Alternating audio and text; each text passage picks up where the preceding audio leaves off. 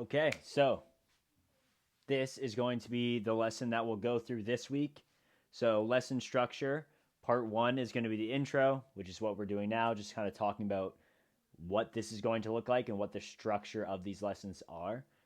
Part two, we're going to talk about the types of belaying. So, really briefly, just going through top rope, leading, and top belaying, and kind of the other little bits in there. Part three is words. So there's so many different words that we use when climbing, and this kind of bleeds into lead climbing as well. So we're going to cover a lot of things that fit into that category too. But I realized while putting this together and trying to explain the actual actions of belaying, there's lots of words that we communicate with, and also words that are used to describe certain situations. So the first three things are kind of more conceptual, more about what we do in what scenarios and why.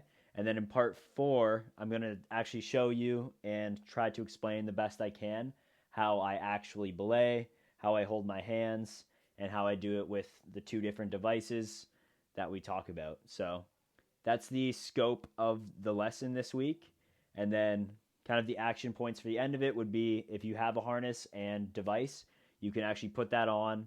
Ideally, you have some rope as well, and you can get that rope running through the device and start to just practice feeding out slack, taking in slack, and how you will have your hand positions. Because this is all concepts, but you actually putting it into practice in your own home or wherever you can practice will be the most important.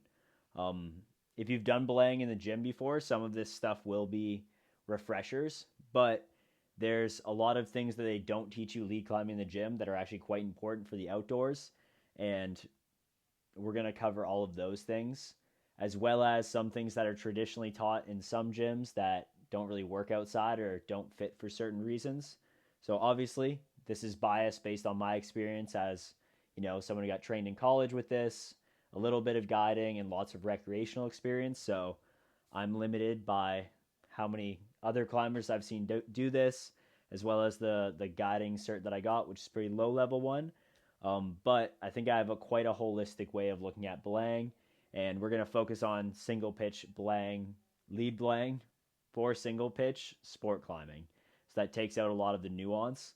It's a great place to start. That way we can just establish a foundation, and then a lot of people start here nowadays and then move into the more advanced climbing.